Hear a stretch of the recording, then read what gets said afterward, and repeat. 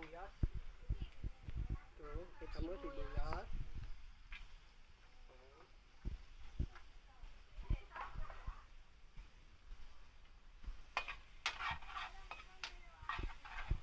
So meron din po akong all-purpose cream.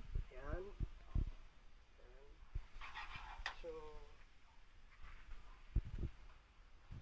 ito po yung kita mo, ito po yung kalabasa. Ayan, kita ba? Ayan, kalabasa. Ayan. So binirender ko na po siya, tapos pinakuluan ko muna. So ako gagawin siyang pumpkin soup.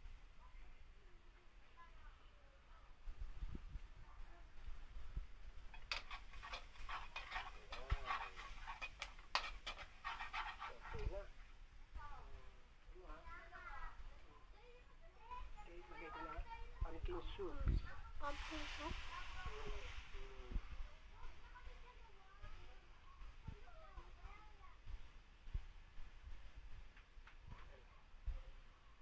Ayan po ang pumpkin soup, kalabasa.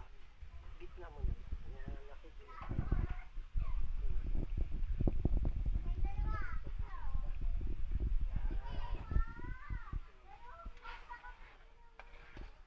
Ito po siya, pumpkin soup po yan. Kaya ano yung muna ito,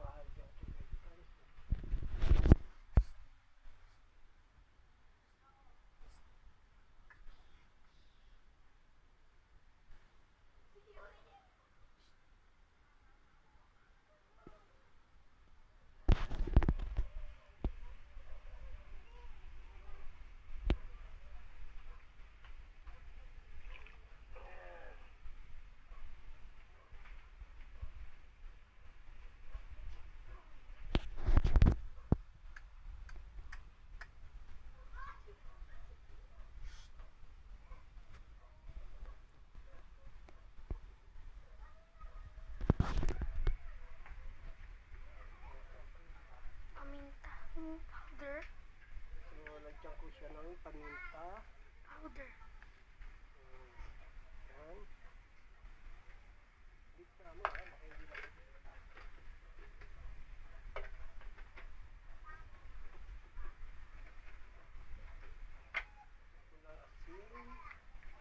Asin.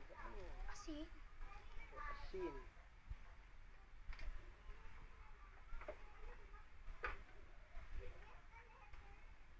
Tsaka lalagyan ng magic sarap.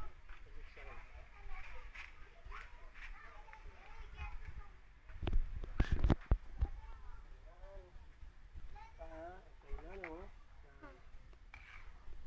Yan, okay po yan, no? Mamaya, titikman na natin. Ngayon, lalagyan ko po siya ng all-purpose cream. Yan po. Tapos,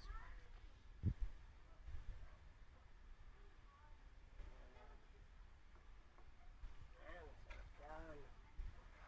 Yan po ang pumpkin soup. Yan. Pwede ito sa mga bata. Yan ang paano ninyo sa kanya, sa mga bata. So, okay. O, titikman na po ng aking tagatikim. Alam mo naman may tagatikim ako rito eh. O, tikman mo na.